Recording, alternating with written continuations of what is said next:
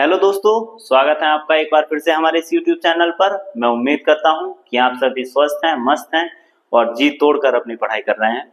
जैसा कि आपको पता है कि हमने अपनी इस सीरीज में नीति निर्देशक तत्वों को लिया है। इसका पहला पार्ट हम आपको दे चुके हैं।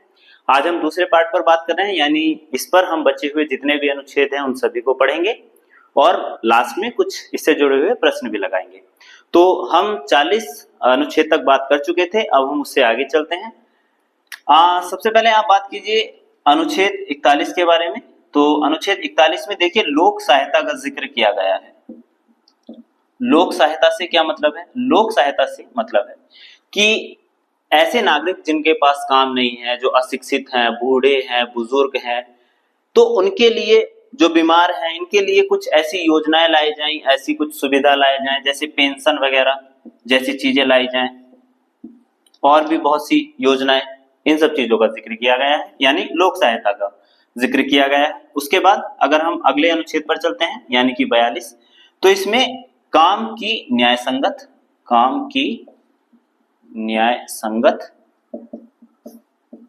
व प्रसूति सहायता। इसका मतलब ये है, देखिए ये एक मजदूर वर्ग या लेबर वर्ग के लिए आप मान सकते हैं कि काम की न्याय संगत रहे, मतलब जहां पर कार्य चल रहे हैं वो इतने खतरनाक इलाकों में ना हो, और अगर खतरनाक जगह पर भी हैं तो वहां सुरक्षा का ध्यान रखा जाए, न्याय संगत कार्य किए जाएं। और दूसरी चीज है प्रसूति सहायता, महिलाओं के लिए जब उनका प्रेगनेंसी का टाइम चल रहा हो तो उन्हें कुछ सुविधाएं दी जाएं, जैसे छुट्टियों का प्रबंध उनके लिए किया जाए, इस तरीके की बातें की गई हैं।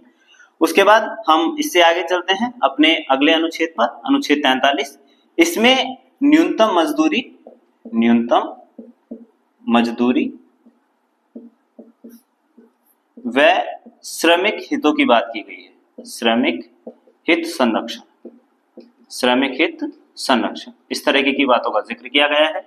यानी कि आप मजदूर वर्ग के लिए आप न्यूनतम मजदूरी का प्रावधान करेंगे ही करेंगे, चाहे आप मनरेगा जैसी सुविधाओं को लाएं। आपको पता है मनरेगा सुविधा के बारे में, आप अच्छे से जानते हैं।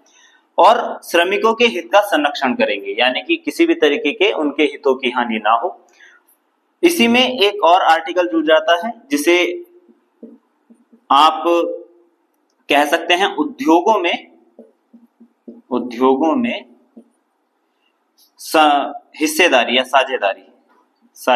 किसकी साझेदारी? मजदूर वर्ग की, यानी श्रमिकों की। श्रमिक वर्ग की, आप जितने भी उद्योग चलाते हैं, आप उनमें जो भी प्रबंधन कर रहे हैं उनमें श्रमिक वर्ग की भी भागीदारी होगी। आप बहुत से ऐसी फैक्ट्रीज या बहुत से ऐसे फार्म देखते होंगे जहां पर मजदूर यूनियन जैसी चीजों का जिक्र आता है, तो कहीं ना कहीं उद्योगों में भी जो श्रमिकों की साझेदारी होगी। उसके बाद एक और इसमें आ जाता है, इसी का एक हिस्सा है 43 भी, जिसमें हम बात करते हैं सहकारी समितियों की। सहकारी समिति यानी ये राज्य को निर्देश दिया गया है कि वो सहकारी समितियों को भी बनाए या उनके बनने में सहायता करे। इसके बाद हम अगले अनुच्छेद पर चलते हैं, अनुच्छेद 44।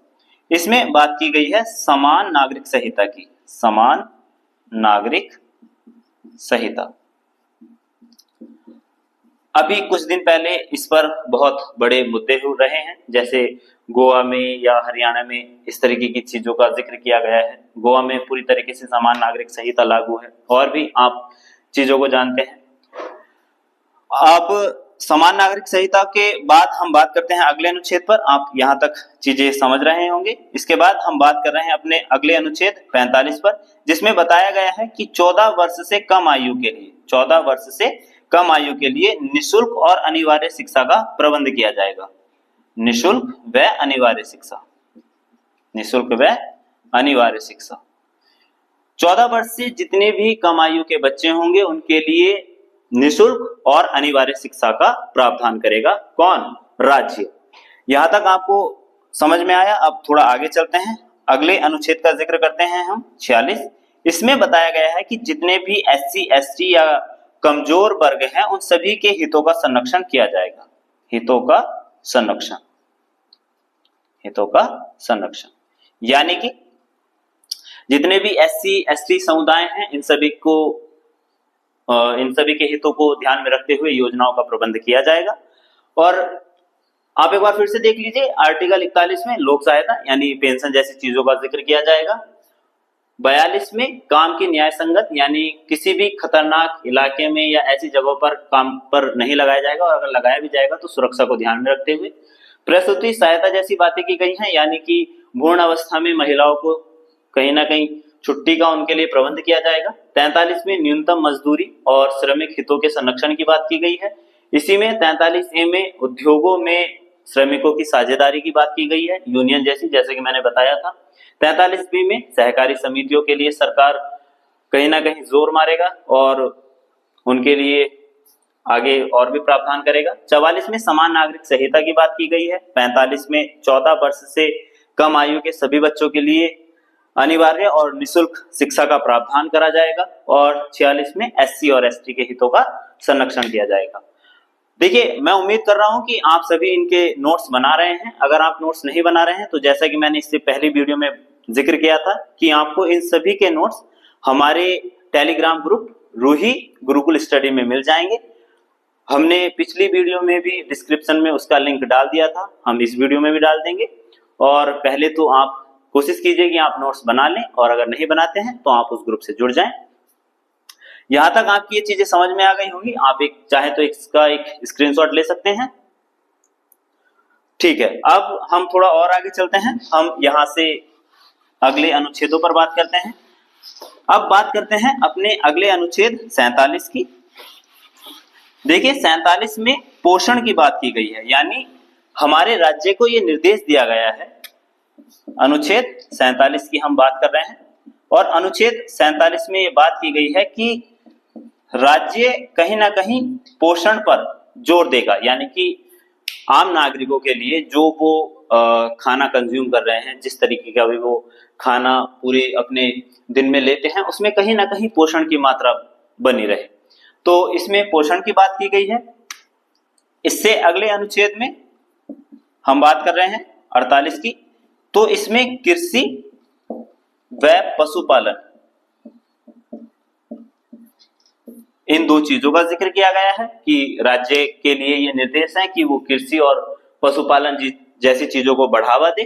उसके बाद इसी में है एक 48A, जिसमें पर्यावरण संरक्षण की बात की गई है।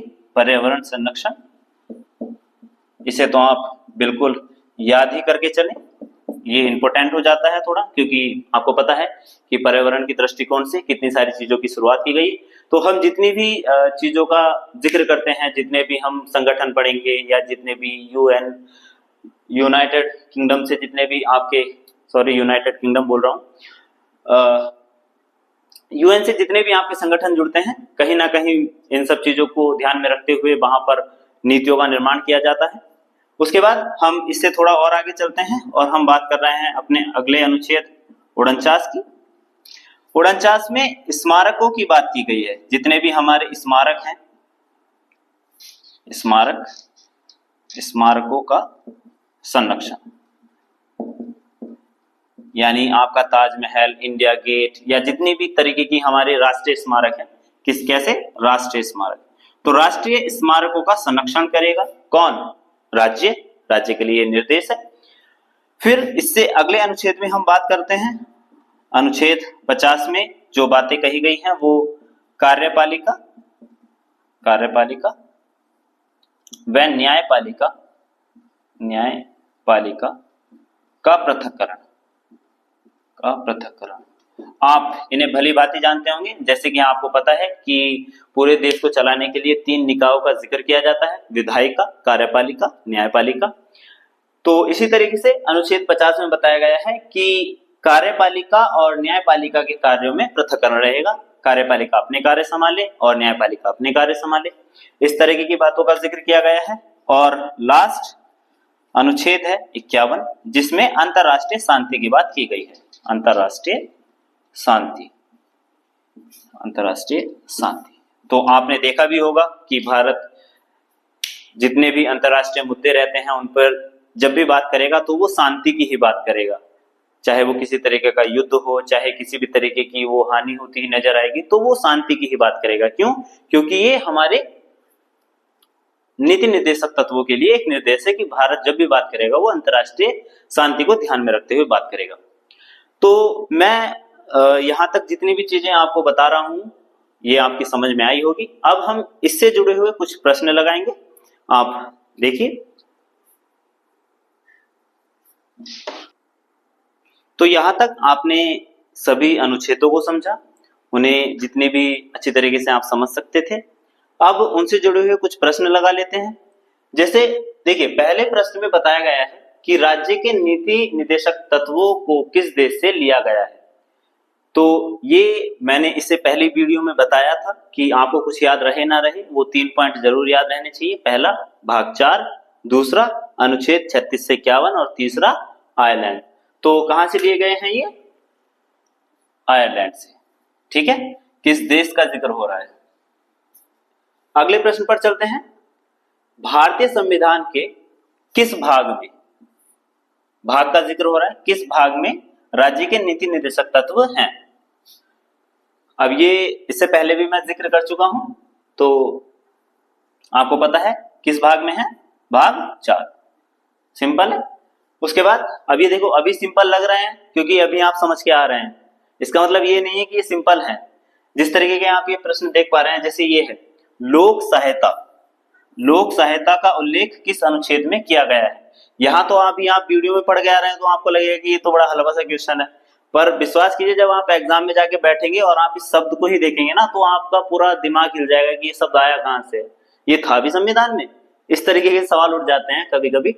तो ध्यान से समझते चलिए और वीडियो को थोड़ा ध्यान से देखने की कोशिश कीजिए। देखिए, लोक सहायता में मैंने जिक्र किया था सबसे पहले अनुच्छेद में, जब मैंने आज इस वीडियो की स्टार्टिंग की है, कि लोक सहायता यानी कि जो अशिक्षित हैं या काम की सही दशाएं नहीं है, बीमार हैं या बुजुर्ग हैं, उनके लिए लोक सहायता जैसी पेंशन जैसी सुविधाओं को चलाएंगे।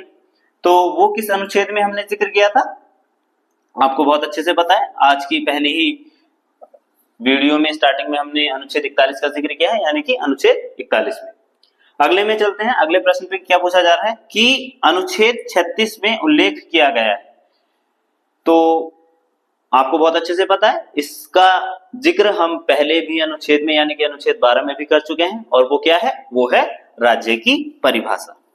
राज्य की परिभाषा का जिक्र हमने 2 अनुच्छेदों में किया, अपने मौलिक अधिकार वाले भी वीडियो में भी किया है और यहाँ पर भी किया था। तो राज्य की परिभाषा में किस चीज का जिक्र मिलता है, अनुच्छेद 36 का। और जैसे कि मैंने बताया कि यहाँ पर तो आपको लग रहे होंगे कि यार बड़े हलवा क्वेश्चन है और ये तो ऐसी अभी तो ये तो हो ही जाएंगे, उंगली पर होंगे, पर ये एग्जाम टाइम पे ऐसा नहीं होता है। एग्जाम टाइम पे बहुत सारी चीजें चलती हैं दिमाग में, तो वो स्लिप हो जाती हैं चीजें। ठीक है, हम आज के आखिरी प्रश्न पे चलते हैं। सहकारी समिति, सहकारी समिति का प्रावधान। अब आप इसे लगाइए, ठीक है, अगर आप लगा पा रहे हैं तो ये प्रश्न आपके लिए, आप इसे कमेंट में छोड़ें, इसका आंसर जो भी होगा है ना, आप कमेंट कीजिए। ठीक है, इसका क्या आंसर होगा, मैंने 4 बता दिए, ये आप बताइए। ठीक है, मैं उम्मीद करता हूं कि यहां तक की ये वीडियो आपकी समझ में आई होगी। इस वीडियो में हमने अपने नीति निर्देशक तत्वों को पूरी तरीके से समझ लिया है, उसके क्वेश्चन आंसर लगा लिए हैं। अब आने वाली वीडियो में हम कोशिश करेंगे कि कुछ और अच्छा लाएं आपके लिए। ठीक है, तो तब तक आप पढ़ते चलिए, वीडियो को लाइक कीजिए, शेयर कीजिए, और प्रश्न का जो मैंने आपसे पूछा है उसका कमेंट तो जरूर बताइए। चलिए मिलते हैं किसी अगली वीडियो में। ठीक है, जय हिंद।